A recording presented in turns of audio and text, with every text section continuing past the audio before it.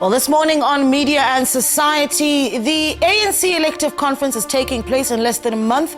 But how is the media preparing for this all-important conference? And we take a close look at academic research that says that there's mere token transformation in the media space.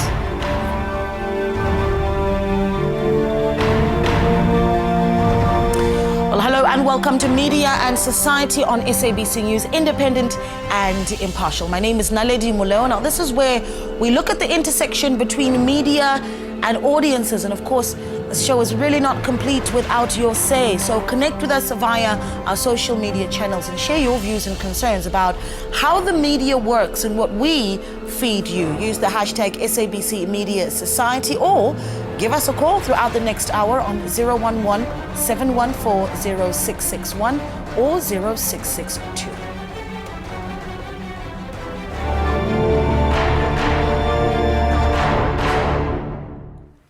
So recently, media reports said South Africa's governing party, the African National Congress, wants to charge the media for space at the party's December elective conference. But the ANC said that was a misunderstanding and the media will not be charged.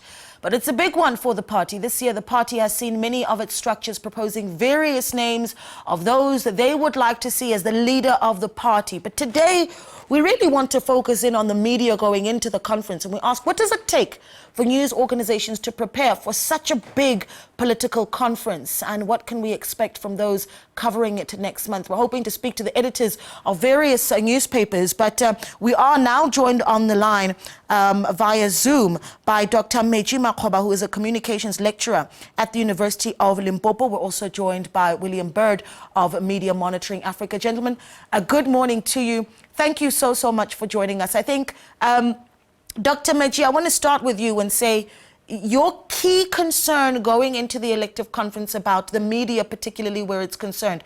We have seen in previous years, I remember one elective conference where the media had a scuffle with security at the entrance of the elective conference, and that was a very big moment. What are some of the key concerns for you where the media is concerned going into the elective conference? I think from the side of the ANC, I think they have to respond to the media's role in society, in South Africa, in which is a liberal democracy, in which the media has to have access to such an important conference in terms of providing news to different audiences in South Africa. But I think the major concern that we have about the South African media, it's that of a structural bias, which relates to the fact that the conference basically has largely been about the personalities of politicians and different political lives in their different spaces. But there's been less conversation about the media's ideological position. You can't find that. What is the South African media's position? And by not feeling that ideology, the media by accident just becomes an arbiter and a perpetuator of neoliberalism, because neoliberalism in South Africa is a controlling context of the existence of various sectors of the economy, including that of media space. And when you check the media reporting in South Africa, even at an organizational level, you don't see that conversation being pitched at the level of ideology and policy. All we see is an interest in personal individuals, whether it's Ramaphosa, Mkhize, and Sisulu. But in terms of how do these individuals stand for, in terms of what sort of economy would they run if they emerge as the presidencies of the ANC, that conversation is quite absent. And I think that's a worry, because it means that we're still far from institutionalizing discussions about policy in South Africa through the media. And one of the key concerns is that politicians have a kind of noticed that we have what we call mediatization of politics. Politicians are quite aware that in South Africa, you just have to look at what the media's offer is looking for and try by all means to give them that, because they are operating with the media logic, not so much about enriching the public sphere in terms of showing us what sort of economy do we need? What sort of individual, especially ethical leadership that we need to run such an economy? Sure, Dr. Metji, you're coming in hot there. You really, really are. William, I want to bring you in on this one, right? And ask you, what's your view on the concerns that you have, particularly where the media is concerned going into the elective conference? We'll unpack some of them. Is it for you access to the conference? Is it for you the issues around the ideological stuff that Mr. Metji is talking about as well? Well, I think what you want to make sure you have is a diversity of views, diversity of media organizations there. And the ANC, to their credit, said they were wanting to make space for small, community-based organizations to also be present at the conference. I think last time they said there were 400 different media there, or 300, something like that, a significant number of different media houses. So as long as you've got them having roughly equitable access to the conference, I'm hoping that you can then expect and deserve, a lot of issues to be covered fairly comprehensively, especially when you look across the breadth of the media that'll be there, bearing in mind that, of course, the public broadcaster will be there. In terms of access, let's hope that patently ridiculous idea that the ANC had about trying to get media to pay for various things to attend and cover the conference, let's hope that has been firmly put to bed so that we can actually move on and address these issues. Dr. Metji mentioned the issues around policies, and I think that if you look back at the coverage of the ANC's media policy conference, there it's clear. I mean, not even many of the people within the ANC seem to have read their own media policy documents, let alone the media then going through and unpacking each of those policies. Those kinds of things are often, generally absent when we discuss this. And that's not only about the ANC, that's about any of our significant political parties. It's very rare that we actually get their policies, their views, their positions on things, even as you head to elections, their views and nuanced views on these things there. Of course, as we head to these to this elective conference, what we have to hope is not only that there's a diversity of views, but that us as ordinary members of the viewing public are left in a position where we can say these are the different people, this is what they stand for, and this is giving us some context about who they are and helping the public understand why they might be saying the kinds of things that they're going to be saying. Because what is clear is as we get closer and closer, we're already seeing the kind of rhetoric ramping up, and it's the media's role not just to report on that rhetoric, but to unpack that rhetoric and make sure that we understand where that rhetoric is coming from.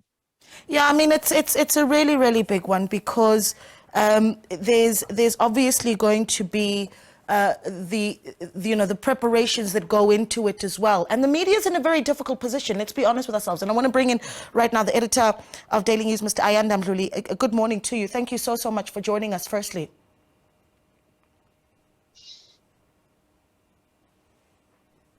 Hi, thank you for having me on your show, and a very good morning to you and your listeners and your viewers. Where are you now? Let's talk about that.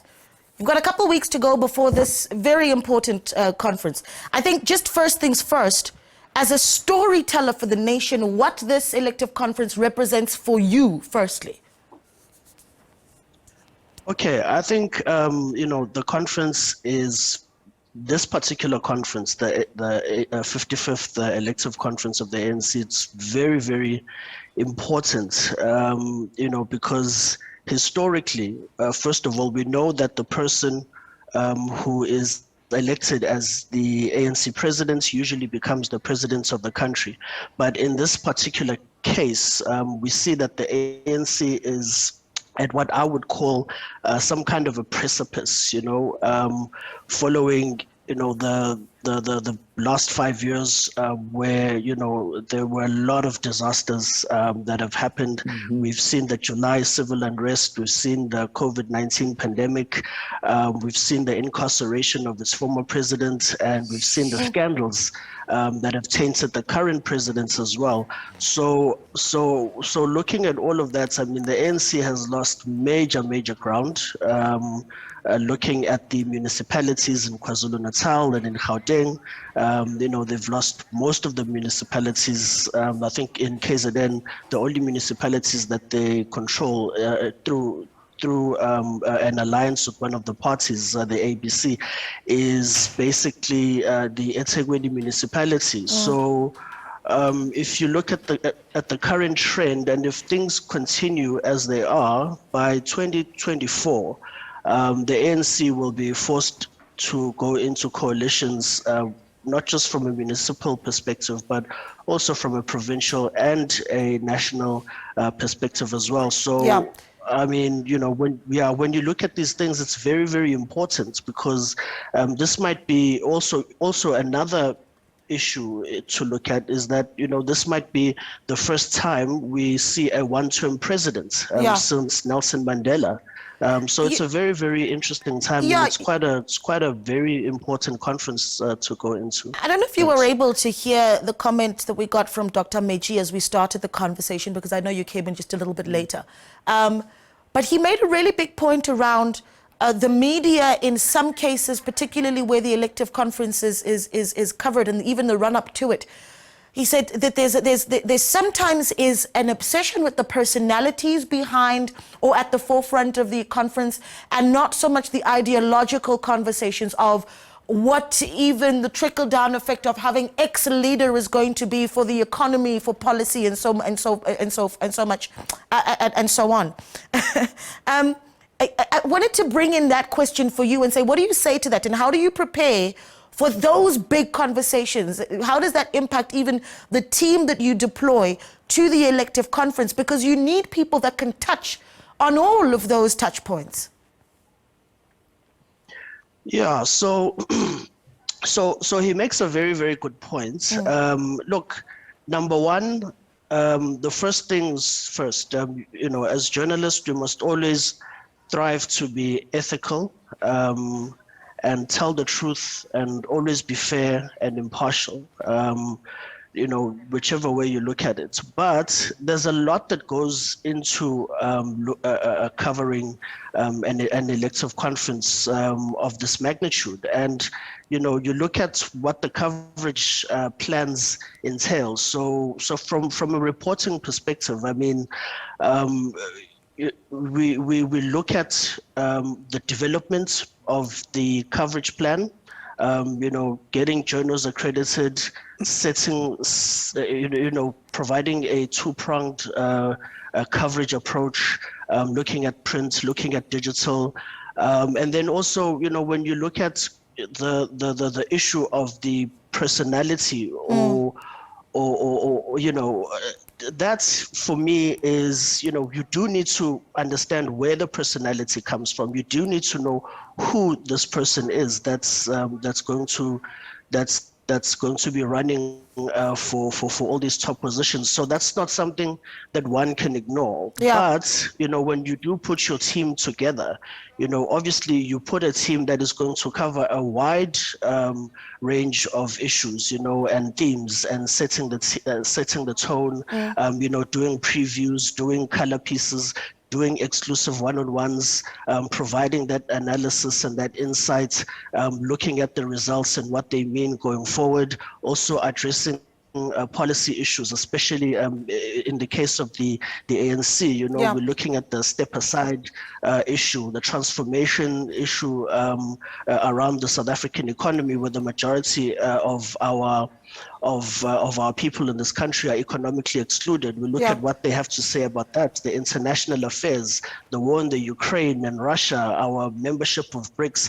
There are so many moving parts that we must put together. So it's not just about, you know, the personality, but you need to look at things holistically, and and put everything into perspective for your reader or for your viewer. So that's where we start on that. Dr. Metji, I'll come back to you a little bit later. Now, I'm hoping that you're listening to some of these responses and seeing if that's satisfactory for you. And as media monitoring Africa, really, William, as you look at the broader landscape of media, let's give a real assessment of whether or not the media is going into the selective conference with the right sort of focus. I want to bring in Mr. Sifiso Mahlangu, who is the editor of The Star. He joins us now via the phone because we couldn't put him on Zoom. because of load shedding. No surprises there. Mr. Mahlangu, good morning to you. Thank you so much for joining us. I think just as we get started, the same question that I started with as I spoke to Mr. Ayanda Mdluli at the beginning. We're going into the elective conference. You know, what are the preparations looking like for a platform as big as the Star? And how do you ensure that you're able to hit all the right notes, particularly where not just the personalities are concerned, but also the ideologies and the implications of whichever leader it is that does become the leader of the African National Congress? Well, I think certainly, and good morning to you and your viewers, certainly one of the challenges is not just the coverage, is going to be fundamentally load shedding. And load shedding is a good precipice to start because the country is load shed, and I think we have a shedding of truth at the moment. We are in the dark about the Phala matter. We're in the dark about the real contestation.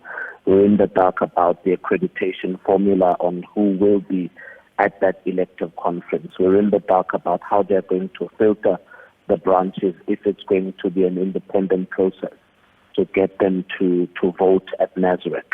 And I think a lot of the branches are in the dark on whether the leagues exist or not. At this point, we're aware that there is no NKMVA, there's no Women's League, there's no Youth League. The leagues have died under Cyril Ramaphosa. So it's an election where I think a few just go in to elect a president. They don't know of the policies. They've had a policy conference. How it usually works is that between the policy conference and the elective conference, during those 6 months, the branches argue and debate the policies. It's called a festival of ideas. In the weeks leading to the elective conference, they study the personalities, the credentials, the aptitude of those candidates. It's called through the eye of the needle. In this election, in this particular election, none of that is happening. It's just one man that the ANC now idealizes, who has a significant dark cloud against him, is investigated by the public protector, investigated by the Hawks, investigated by a parliamentary process, who seems like he's got no intention to step aside, and his backers in the ANC are putting him in the picture as a front runner for this election. For us as media, it's to decipher that and to say to the public, but hold on, whilst others had to step aside, you know, your best candidate has been found wanting. And of course, the SABC have not charged him, no surprises there. The NPA hasn't charged him, no surprises there. But if you look at the Phala matter and the investigation being played out in Parliament, SABC was in the middle of the Corrupt Act. It was the SAPS that facilitated a meeting in no man's land, that covered up the theft at the Phala farm, that pretended it didn't happen. These guys were arrested without a case number. One of them died, and all of that. So, you know, we've got to really decipher the news and tell the public that, you know, this isn't the picture you've been given. Cyril Ramaphosa is not the corruption buster. He is not the man who fought state capture and the proverbial so-called 9 wasted years. He's not the servant of the clean government, though the ANC or his faction in the ANC would like to propel that message. It is our responsibility as media to tell people the truth and say that's not the reality. You know, you raise some really big points there, Mr. Mahlangu, and I think as we have this discussion about the media going into the conference, I want to take a short break and come back and talk about the objectivity of the media going into the elective conference as well. Let's take a short break. We'll continue in a moment.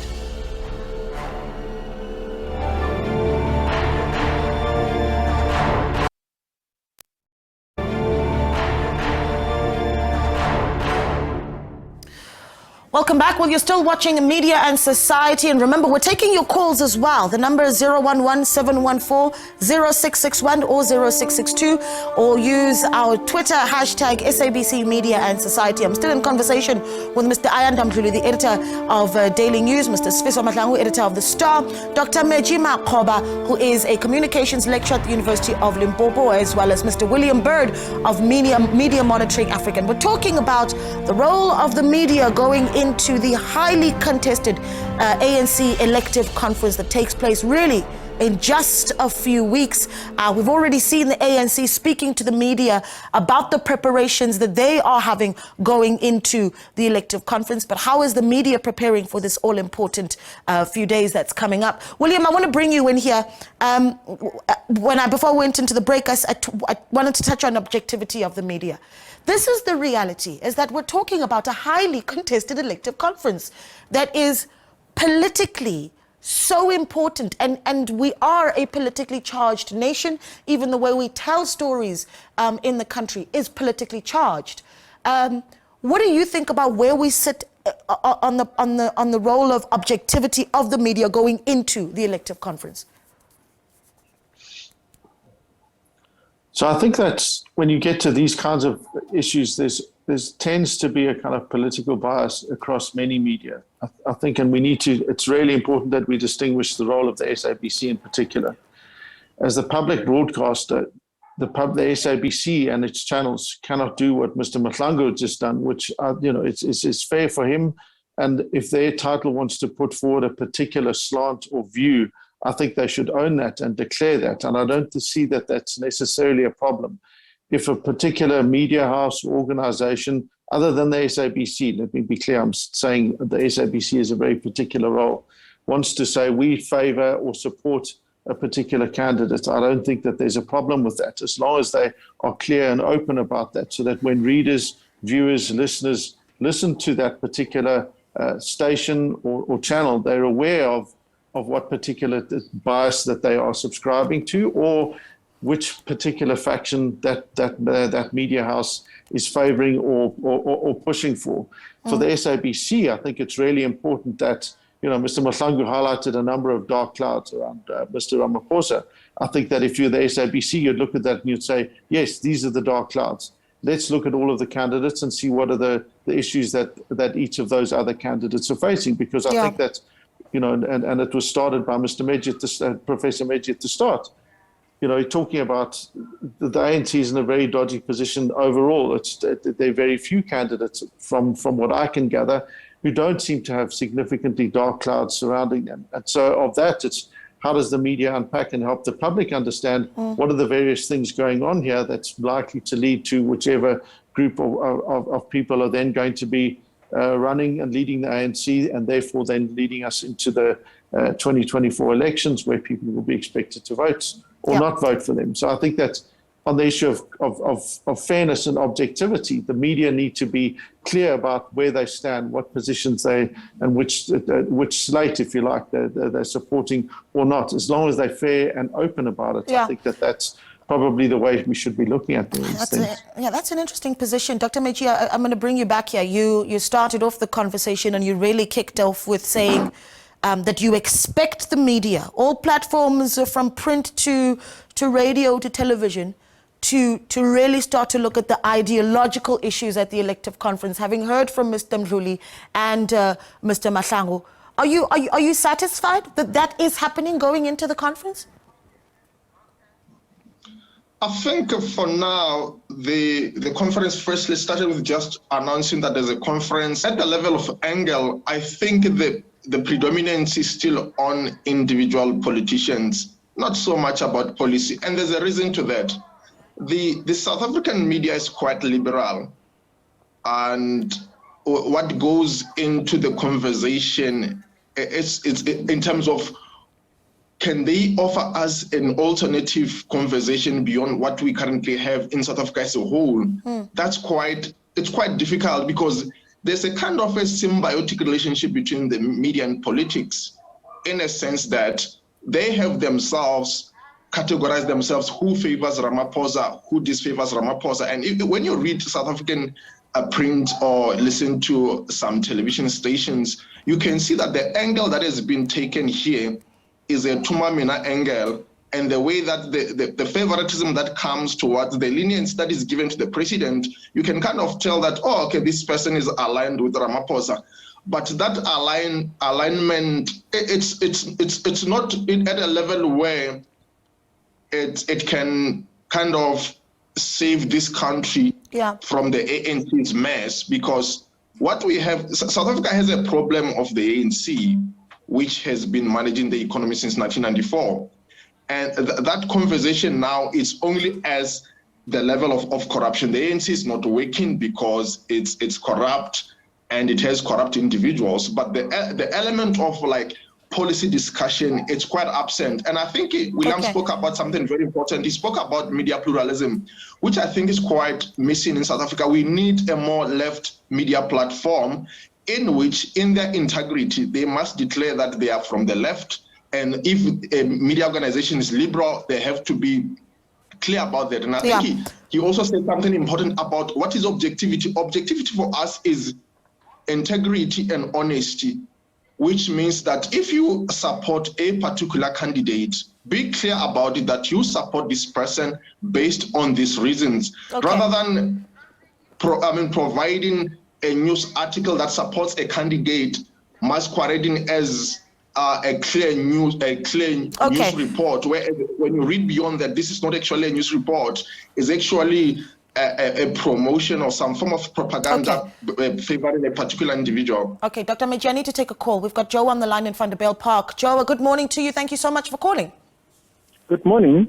Yes, what are your thoughts? I'm particularly disturbed by the editor of the Star newspaper. He's very biased.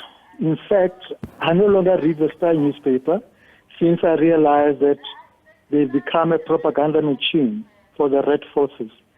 Anything negative about Ramaphosa, you'll find it in the headlines of the Star newspaper. And it is not surprising because we know who is owning the Star newspaper. The controversial Dr. Sev, no? So I'm really want to say that the Star newspaper is not objective at all. It has taken the place of the Gupta newspapers against Mr. Ramaphosa. Thank you for calling in, Joe. You know, I do want to say this, that as a media practitioner, we operate in a very, very tumultuous environment.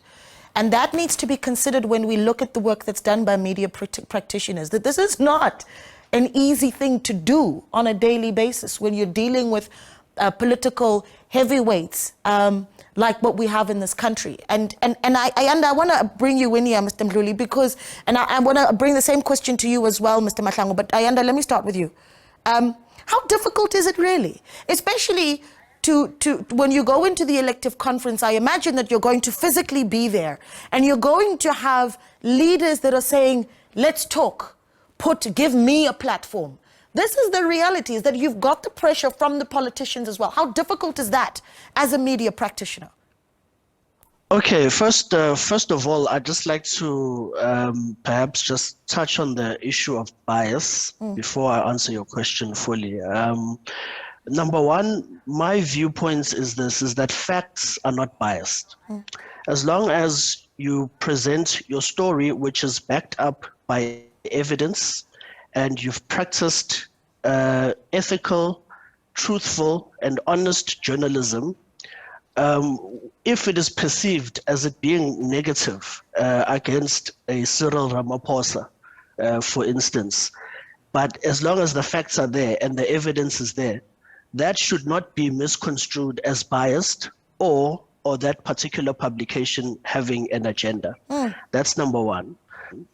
Number two, when you talk about, politicians asking for a platform, number one, when you cover a story or when you practice ethical journalism, you also deal with what is called a primary source. Yes. And the primary source is someone who will sit with you and who'll go on the record giving you certain information. Now, if you score an exclusive interview with Cyril Ramaphosa or a Jacob Zuma or a Zweli Mkhize or a Julius Malema, that's or any other captains or any other captains of industry for that matter. That is as high as it goes. I mean, if you've got that interview, you've got the person, and you letting your viewers, your listeners, or your readers hear or read for themselves directly from the horse's mouth. So that on its own should not be misconstrued as a bias, when you score that particular interview. So it is very difficult because there seems to be this lack of understanding on how the media works. And perhaps that is where we need to come in as editors and as journalists and as a media industry, to open ourselves up so that people can see how we work, because I mean, facts are not biased. Facts are facts. Now that's a very strong statement there. That's a very strong statement. Let me bring in Mr. Sifiso Mahlangu, Editor-in-Chief of The Star. Mr. Mahlangu, Ayanda Mdluli says facts are not biased. Do you agree? Well, maybe let me begin for a minute and respond to the caller. If it's about everybody else, some people in this country consume news, but when it's about the president, it should not be touched, it should not be expressed, it should not be written about. And unfortunately, we don't make the news, or fortunately, we don't make the news, we just report them. If I quote what I defined as the dark clouds hanging over the president today, those are real legitimate claims, affidavits submitted, cases being opened. There's a parliamentary process into this. It's not a journalist deciding that this is a story that's not. And maybe to agree with Mr. Mdluli, those are facts. We don't, want to determine what media people want to consume. It's their constitutional right. But we cannot argue it as bias. We cannot argue it as anything else if it's factual. There is a parliamentary inquiry. If we report on that, then it's just fact. Just because particular media touches a candidate whom I like, or a candidate I favor, or a leader of a faction that I am a part of as a reader, it doesn't mean that publication hates or disdains a particular individual or is running an agenda against anybody. It just so happens that those are the news in the public domain. I want to express that, the difficulty of this job is, creating an understanding for readers of the society to which we exist in. Now we have a very diverse society, a society that exists in a constitutional democracy where people have the rights of expressions. And the role of media is not for everyone to agree with us. The role of media is, to publish information that the public wants to hear and needs to hear. Particular stories are touchy, some are edgy, some, touch the raw nerve of society, but that is the job of media. We are the conscience of the nation. And I don't think we should ever exist in a space where we are afraid to talk to and about certain individuals, where we're afraid to express certain views, opinions or not. We should never exist in a space where we allow our democracy to be eroded because we are afraid of being accused of running or bidding for a faction.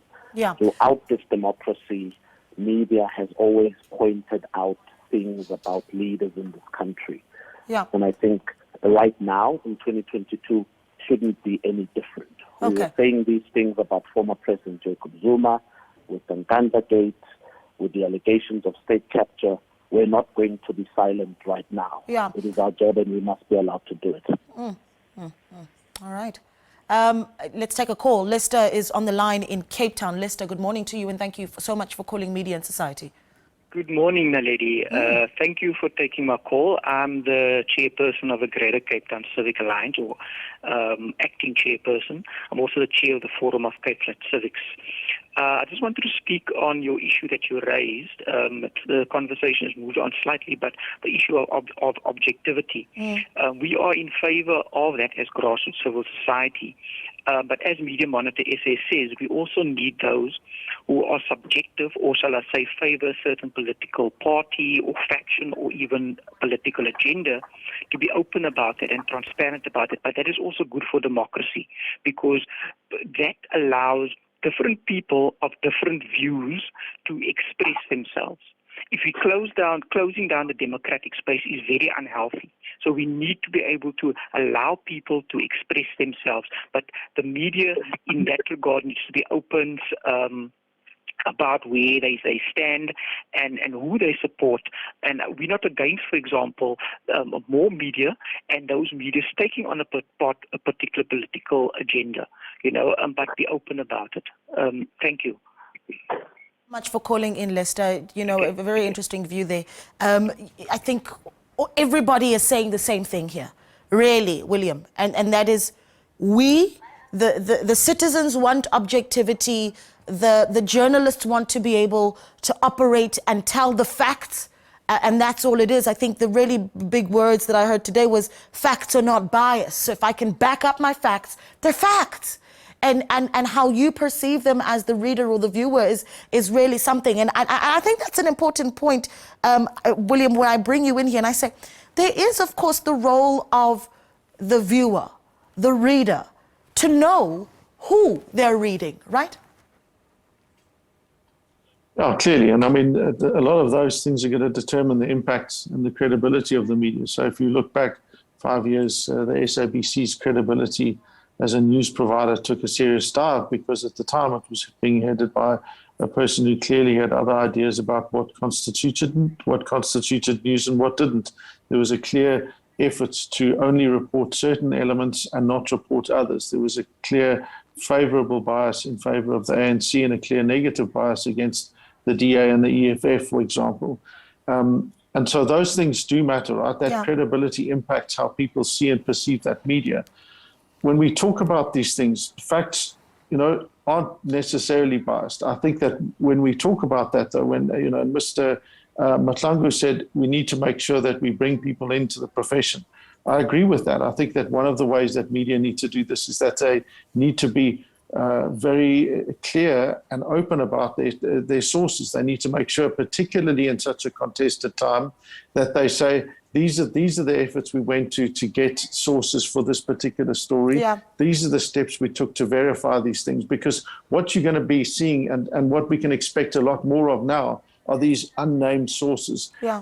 This for us as a public body is really worrying, because it's very easy to speak to someone who could be an unnamed source who just mentions anything. So you need to make sure that the public understands something about the fact that and the steps that you took to verify that this isn't just some unnamed source who's just making stuff up. Yeah. And unfortunately, we've seen a number of those stories where there's someone that says an unnamed source or a well-placed or a highly placed source says this. Yeah. What does that mean? How does that help us as the public understand that we should have some faith and credibility in this, which is why for media, especially given that all of the factions involved in this elective conference are going to be pushing different things. There are going to be more sensational stories coming out.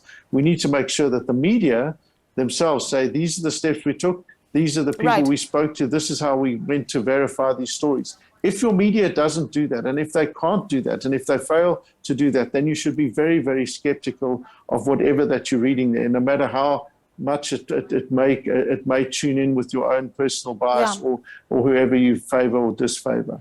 Yeah, I need to move towards wrapping up this discussion. And going into the elective conference, these are going to be ongoing conversations on various platforms, I imagine. Mr. Mahlangu, I want to come to you for your closing views. And I think I actually want to close with, perhaps you can throw in a thought that you want to leave us with, but I really want to close with a call to action from you to the African National Congress going into the selective conference. I mean, there were those media reports that that the media was going to have to pay for space at the elective conference. The ANC obviously coming out and saying, no, that was a misunderstanding. But what is your call to action to the African National Congress going into the selective conference, just for your ease of doing work? Well, fundamentally, it's for the ANC and all society to allow us to do our work. It's to understand that the media doesn't or shouldn't take any side in curating the news. It is fact whether you like it or not. For ease of reference, the ANC should not be charging for space. They need to provide comfortable assessment, comfortable venue for us to write, but it's to also make the candidates available to be answerable to media. Sometimes, and I know this happens a lot, one type of person speaks and society, thinks, oh, the Star is allowing this individual to speak. They're allowing Dr Metji or, President Cyril Ramaphosa to be, to have a lot of views on this. It also happens because others are not often available to drop comment. We try and secure interviews to which they don't respond to. So it's not just what we dictate. Politicians, of course, have a mind of their own, very clear mind. They know what they want to say. They know the interviews they want to attend. And they know that they don't want to be answerable often to media. So for our ease, I think the ANC must allow all candidates to be answerable to media. But critically, and I think at the center of this, everybody must understand that this is our job. And in so doing, we will not have any holy cows. If there's something out there that we need to say, questions that we need to ask, you can have the president on T-shirts, billboards, and banners. But to us as media, he's not the president. He's an argument. He's a specimen to which we write about. Someone we investigate every day. He's not somebody or something that's divine to us. Mr. Mahlangu, I need to leave it there. Having holy cows is important. That point is very, very clearly made. Thank you so much for speaking to us that there, Mr. Sifiso Mahlangu, the editor-in-chief of The Star. Ayanda, a wrap-up from you. Your call to action to the African National Congress going into this very important elective conference.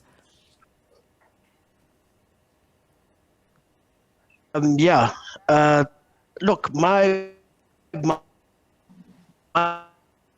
call to action would be to allow journalists to do their jobs. I understand, why there's to pay, because obviously they've been, or media houses rather, because they've been cash-strapped themselves. They can't afford to pay their staff's members' salaries. It's been a very, very difficult time for the party. But to make the media pay to be at the elective conference, it doesn't make any sense, and they'd probably just have to find they'd have to find alternative ways of accommodating the media. But the call to action is to let journalists do their jobs, open yourselves up, allow people to interview, to get the information that's required, and to also ensure, and this is for the media as well, to also ensure that ethical journalism is practiced, and people stick to the truth and to always stick to the facts. Thanks. All right. I'm going to have to leave it there. We're out of time, but this is an ongoing discussion even on social media. So do get onto Twitter and tweet us at SABC News, hashtag media and society. Thank you so much to my guests via Zoom. Ayanda Mdluli, the editor of Daily News, Mr. Dr Metji Makgoba, who is a communications lecturer at the University of Limpopo, as well as Mr. William Bird of Media Monitoring Africa. Thanks as well to our guest on the line there, Mr. Sifiso Mahlangu, the editor of The Star. Let's take a short break. When we return, we'll talk about racism in the media and whether or not transformation is mere token transformation in the media space. After this.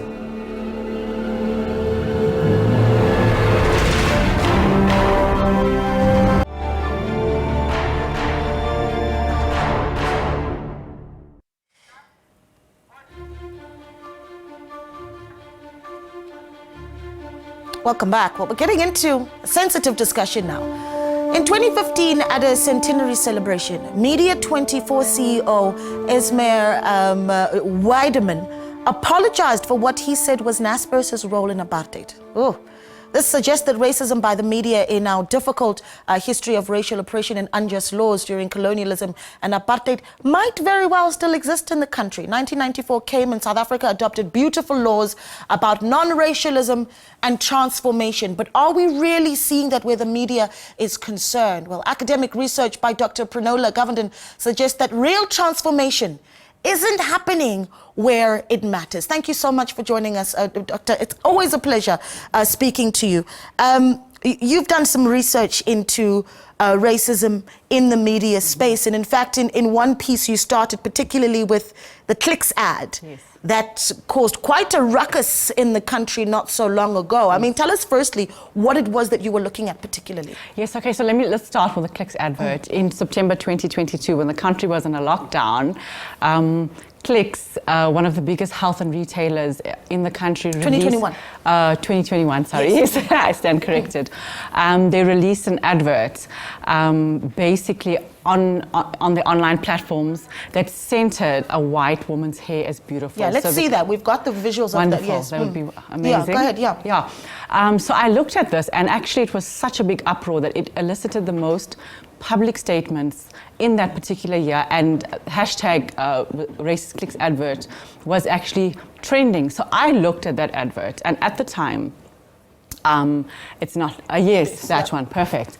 So I looked at that advert, and from that advert, a lot of people took the stance that actually this exposes our transformation project in South Africa and the weaknesses we have, that companies are actually not adhering and to this to our transformation project. However, I took a different stance. I said that actually there's a systemic problem that we have. We're using black economic empowerment, which is a system of racial substitution, which is very structural.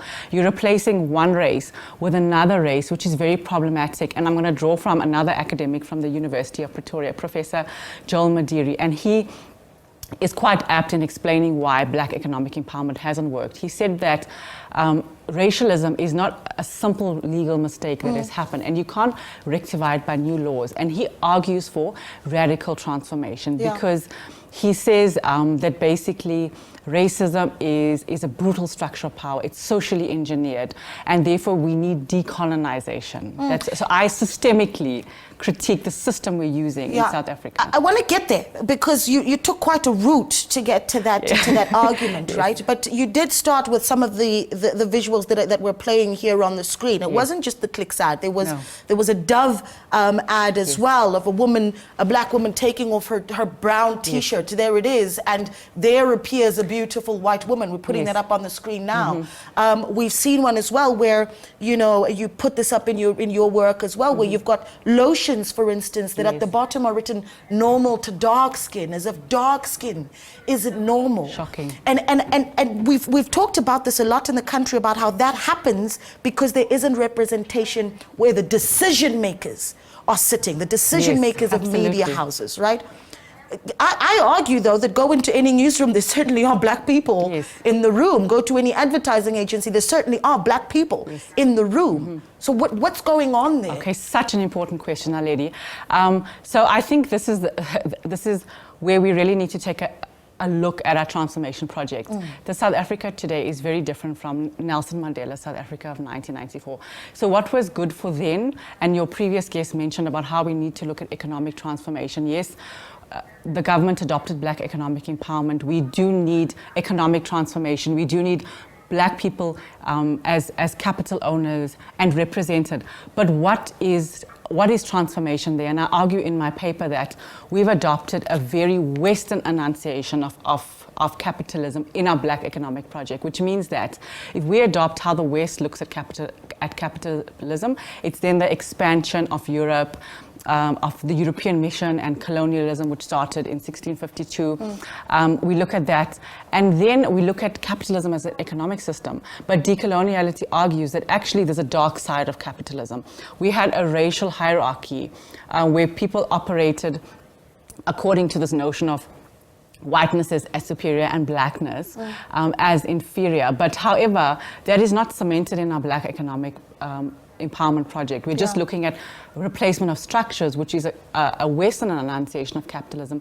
We're not deeply looking at this. And I just want to bring in Steve Biko here, where he was opposite to the ANC. The ANC has ideologically adopted systems of non-racialism and ideologies. And he critiqued Steve Biko, and he said, if you're going to adopt that, then actually what's going to happen is racial integration is just going to be artificial.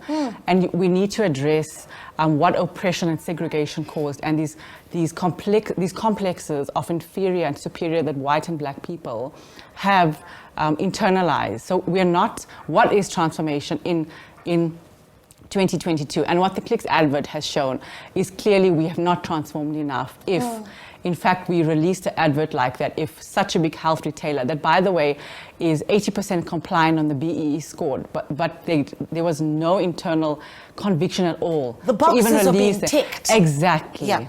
So, I want to read a little bit from your piece, because you say here, the power of the media as a reproducer of racist ideologies means that the media, especially in post-colonial African contexts, must be held to a deeper race standard in its strategies and media policies to rectify racial ills and injustices of its colonial past. Yes. That's a big one. Yes. Because that says even I, sitting here every day, must act beyond being a black female on screen. Absolutely. Right. Yes. So let me pick up from that. So in South Africa, as I'm saying, all corporates, including the media, are located in the market, and black economic empowerment governs all corporates. However, the media is not just a corporate profit-making machine. It has two markets, theoretically. It has an economic market, which it produces goods and commodities and all of that. However, it also has an intellectual market, and it's a member of the consciousness industry. So that part of it and that democratic role is not at all being rectified in our policy and regulation. We're not just a profit-making machine. We have a very democratic public interest, transformation and diversity function in South Africa. We're running some of the snippets of your research on the screen, and you know, I wish we had more time. Where do we find this research? And this is the thing. I obviously want everybody to read your academic research, but more than anything, I'd want media houses to read it, right? Yes. Okay, so this article has been published in the Journal of African Media Studies. It's a UK journal, but if readers want to read it, they can get in touch with me or you, and I'll give them a free copy, and hopefully my publisher won't fight with me. But this is the thing, academic research really should be shared. Yes, and that's absolutely. Really, and I'm willing to share. Thank you. Always. Thank you so much for coming in and for reminding us of the massive responsibility we have in the media at bringing about real transformation. And of course, Dr. Prino Govenden is a regular here on the show, and she certainly will be back again in the future. Thank you so much for watching Media and Society. We hope that you'll join us again, same time, same place next week. From me and the rest of the team, have yourselves a fabulous Sunday.